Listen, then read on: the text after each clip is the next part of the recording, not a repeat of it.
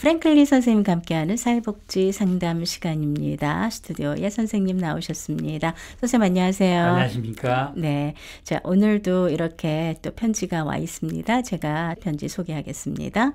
저는 58세의 플로리다 주민으로 3년 전부터 영구 장애인으로 메디케이드를 받고 있습니다. 5년 전에 중병을 알아서 대수술을 메디케이드로 받았습니다. 아내와 23살 먹은 아들과 함께 자택에 살고 있는데 최근에 메디케이드의 비용 해소에 대한 말을 듣고 걱정 중입니다. 자세한 설명 부탁드립니다. 네, 이런 내용이네요. 예. 메디케이드 리커버리, 메디케이드 비용 회수 문제가 네. 요즘 이 얘기가 많이 되니까 네. 이제 예전에 없던 걱정이 생긴 겁니다. 이분은요. 그렇죠. 네. 58세인데 그 영구 장애인, 그러니까 소셜 시큐리티 디세빌리티를 받고 계시면서 네. 메디케이드를 받고 있다고 그랬는데요. 네. 소셜 시큐리티 디세빌리티로서 메디케이드를 받고 있는 분이면은 SSI를 받고 계실 텐데 네. 거기 그 얘기는 안 하셨습니다. 네. SSI를 받고 있는 분일 겁니다. 네. 그럼 SSI 메디케이드를 받고 있는 그 소셜 시큐리티 디세빌리티 영구 장애인입니다. 네. 그런데 5년 전에 중병을 알아서 대수술 메디케이드로 했다고 그랬죠. 네. 예. 5년 전이면은 이분이 53세 때입니다. 네.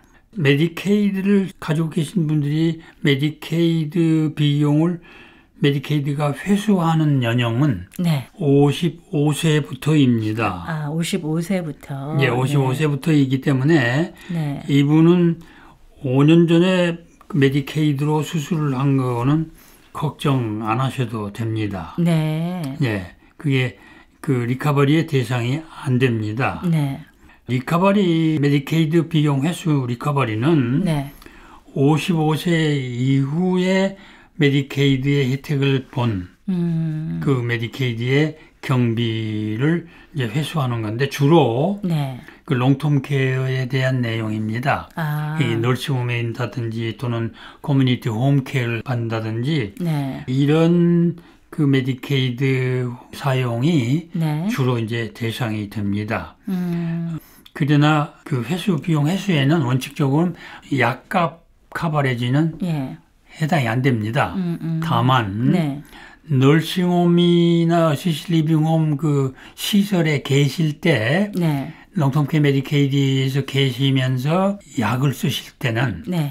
그 약값은 회수의 대상이 됩니다. 아. 그 부분만요. 네. 네. 네, 그건 참고로 하시면 되겠고요. 그 다음에 이제 메디케이드 회수 대상에서 제외된 예외인 경우가 있습니다. 아, 그래요? 예, 예외인 경우를 알아두시면 이번에 이제 대답이 될 겁니다. 우선 두 부부가 같이 살고 있으면은 네. 한 분이 돌아가시더라도 예. 메디케이드를 쓰다가 돌아가시더라도 네. 나머지 미망인이 살고 있는 한 네. 메디케이드 회수는 안 됩니다.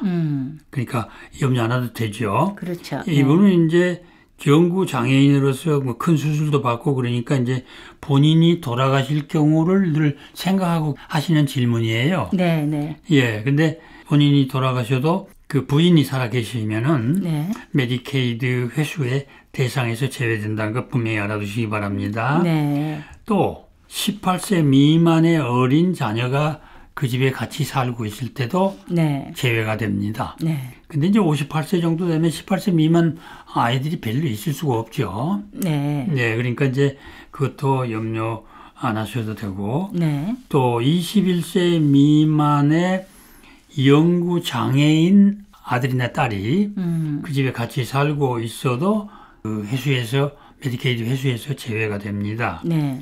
또는 22세 이상 아들이 네. 그 집에서 2년 이상 같이 사는 경우에는 네.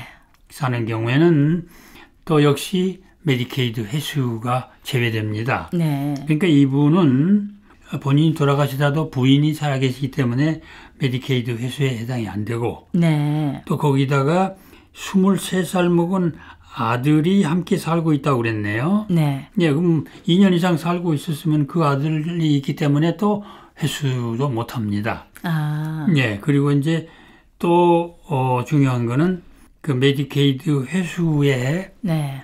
기간이 메디케이드 오피스에 회수할 수 있는 기간이 스테이트 오브 리밋이 1년입니다. 1년 이내에 집에다 린을 걸든지 액션을 취해야 되는 거죠. 네. 이제 그렇지 못할 경우에는 메디케이드가 할 수 없게 됩니다. 네. 그래서 이제 이런 상황이기 때문에 이분의 케이스는 전혀 염려할 필요가 없습니다. 아, 부분적인 얘기만 듣고 이제 염려를 하고 계시는데 네. 본인의 사정을 보면은 전혀 메디케이드 회수에 대한 염려를 하실 필요가 없습니다. 네. 네, 그러니까 걱정 안 하셔도 되겠고요. 네.